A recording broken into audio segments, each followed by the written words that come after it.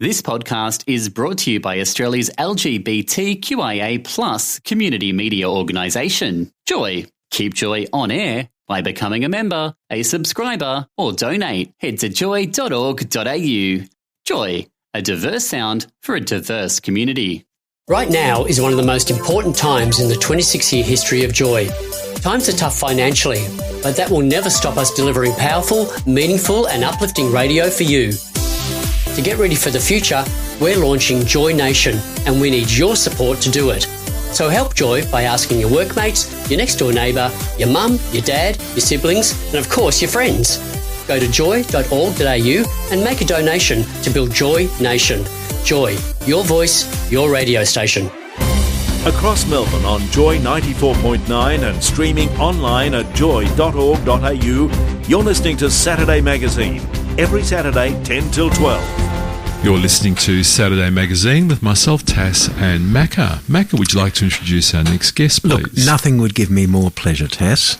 Peter Khalil is the federal member for the seat of Wills. And your local Member of Parliament. And my local Member of Parliament, and very active in the area, actually, and also a regular guest on Patricia Carvelis. Do you ever do Sky, Peter? I do sometimes, Macca. Yeah. Not after dark, though. It's a bit like that Thriller video. They become like zombies after dark. Yeah. Look, we want to talk about the census, and I don't know, Tass and I both did our census, and we used the contact box at the bottom. I put in mine. Peter, there's a bit of background noise with you. Are you at the airport or something? I live in Pascoe. That's right. Of course. Pascoe. That was a plane going overhead. Fly past. Peter, before we launch into a conversation about census, were you in Canberra during the week? No, I did virtual Parliament during the week. And did it work? Because of the restrictions. Yeah, I did a speech and I spoke on some legislation. So yeah, it can work. You can't vote in the same way, but the voting has been worked out with pairing and so on. But you can make a contribution in Parliament. In fact, I made a couple of speeches in Parliament. So what do you mean you can't vote? Well, when you're virtual, you can't actually cast a vote in Parliament. So what they've done is worked out the numbers based on the majority, so that you have a sort of a quorum and also a voting numbers are kind of matched to what it would be if you were actually physically present, if that makes any sense. Yeah. So, in reality, yes, you can make comment, but you can't vote. You can participate in the debate, but you can't actually vote. I mean, I understand how the pairing works. So, Peter, census. With regard to the census, I mean, I did it. Tass did it. I made the opportunity to put a comment in the. As did I. At the end, and I said that I'm doing the census because I'm required to by law. Yeah. If in the next census, if there is not a question about sexual orientation, I will not be filling it in. Yeah. Yeah. Look, I've heard this not just from you and Tass, but from many people who've called my office. A lot of people in the LGBTQIA type community, they feel let down by the Morrison government and the census because they've refused to include those questions on gender orientation and sexuality. And it's a bit shocking that in 2021 we don't have a large-scale source of data on these matters. When you look at the UK and New Zealand, for example, they include those questions in their census.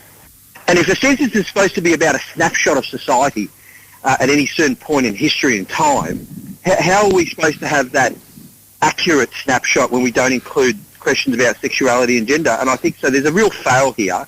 And I did a bit of digging on this, guys, and apparently the questions were going to be included. Yes. The chief statistician actually recommended to government in 2019 that they include these questions, and it was actually dropped in the field test in 2019 by the assistant treasurer. And Michael excuse that they gave, Michael Sukkar, the excuse that they gave was bizarre. They said they're not willing to add these questions, which would collate data to help government actually create policies and social programs in health and lots of other areas. And the excuse they used was their own stuff up in 2016. If you'll remember how the census kind of, there was a huge bug and it kind of fell over, it crashed. The internet blew up. In 2016. Yeah. So they said, because that happened, people have lost confidence in the census, and if we add these questions, they may replicate that loss of confidence. It's a bizarre excuse, as far as I'm concerned. And look, anyway, the Labor opposition, we've committed to including these questions we had a while ago. If we win government in the next census, we'll have those questions in there. Well, I make the declaration here. In the next census, if there isn't a question about sexual orientation, I will not be filling it in. I will not be filling it in. Thanks, Macca.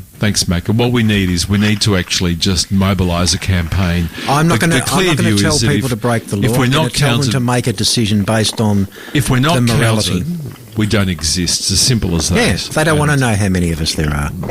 But it's also bizarre because if you are using the census, statistics of the census, to help develop better policy, whether it's in healthcare, whether it's in social programs, whether it's in all areas of public policy, this is a big fail. There's all this data that you're not collecting.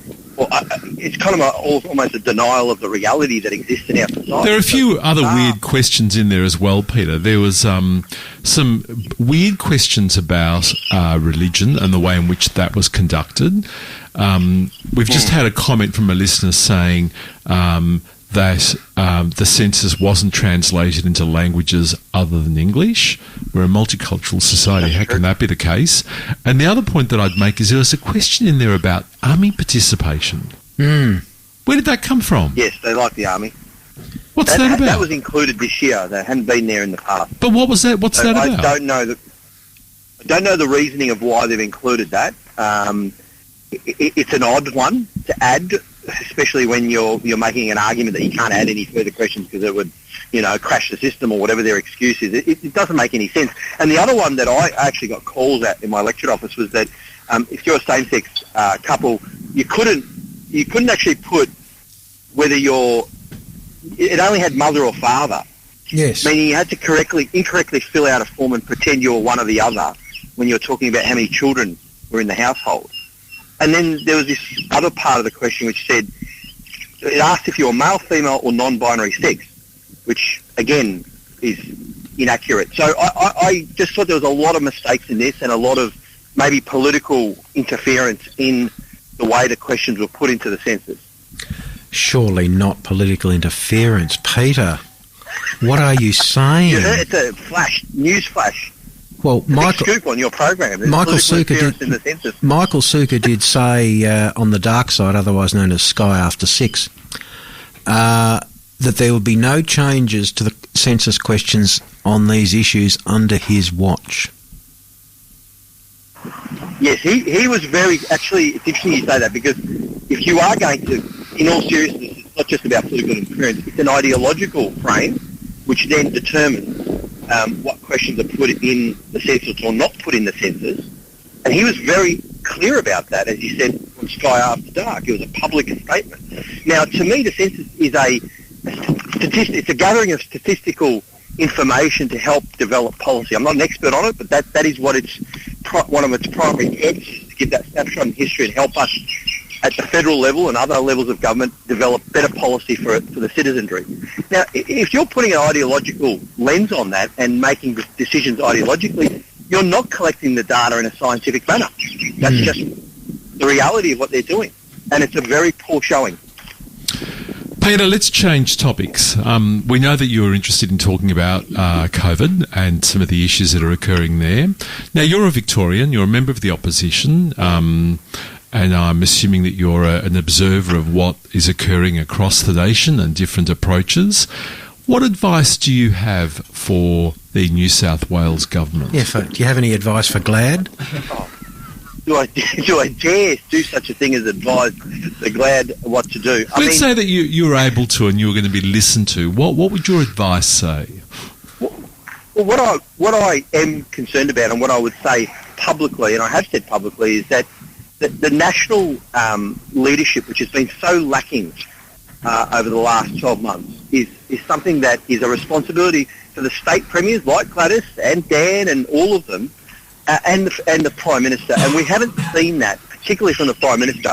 You know, when you actually do short-term goals to get a political win, you set people up against each other. You create divisions, whether it's state versus state or young versus old. That whole thing last couple of weeks ago where, and this is not just Labor, this is not a Labor or Liberal thing, guys. It's like, oh, we're not going to help New South Wales, or New South Wales is not going to help Victoria. That hard-heartedness, that really disturbed me.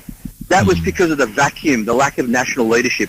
We're one country, we are a nation state, and the parochialism and the provincialism that has kind of crept into our politics and the hard-heartedness. Why shouldn't we help New South Wales?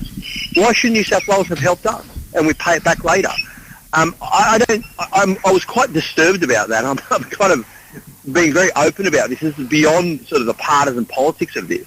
Now, she didn't want to help Victoria when we were in trouble last year, and then we've returned the favour. And to me, that is a lack of leadership on all levels, whether it's state or national levels. And the charge against Morrison, the main charge against Morrison as Prime Minister, that bully pit of being Prime Minister, is so important because you are the national leader, and there has been a huge vacuum there insofar as his lack of leadership and also the divisiveness of what he's done, setting people against each other. So I think I don't think we've actually covered ourselves in glory in the last 12 months with respect to national leadership in this country. I have heard our Prime Minister say that the emergency public health powers actually sit with states. Yes. So therefore they are responsible for managing this and not them. But, you know, equally, you are right that leadership isn't just about rules and regulations.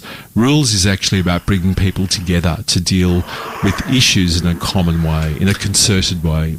And, you know, we're actually out of time, Peter, but I just asked people to cast their mind back to the Marriage Equality Survey, where the government was quite happy for the Commonwealth statistician to ask a question that was related to sexual orientation. They got short memories. Oh, that's exactly right. Memories. I would say one last thing. I know you're out of time, but I do want to say young people we've all felt the pain. We all share the pain of what's happening with all the lockdowns and everything. As a nation, I think everyone has shared this pain. It's something quite unique and common. Not unique, it's common to all of us. But young people particularly have suffered. Now, I know it's not true that, you know, if you're over 60, or your idea of a good night is a glass of wine and listening to Andrea Bocelli. But it is true that younger people, we do go out if we're a bit older, but younger people do circulate more. They need to get the vaccine now because it's shown in the Doherty Institute modelling that younger people are the ones spreading, or would be the ones potentially transmitting the virus because of their movement. They need to be prioritised and they need to be given the vaccine. Peter, I'm being ushered by our producer. We need to actually move on. Thank you very much for your time this morning. The member's time has expired. Thank you. Enjoy the rest of your weekend, and whatever you do, stay well and stay safe. Thank you. Thanks, guys. Saturday Magazine, every Saturday from 10 until noon on Joy 94.9. Thanks for listening to another Joy podcast, brought to you by Australia's LGBTQIA+ community media organisation, Joy. Help us keep Joy on air. Head to joy.org.au. Joy, a diverse sound for a diverse community.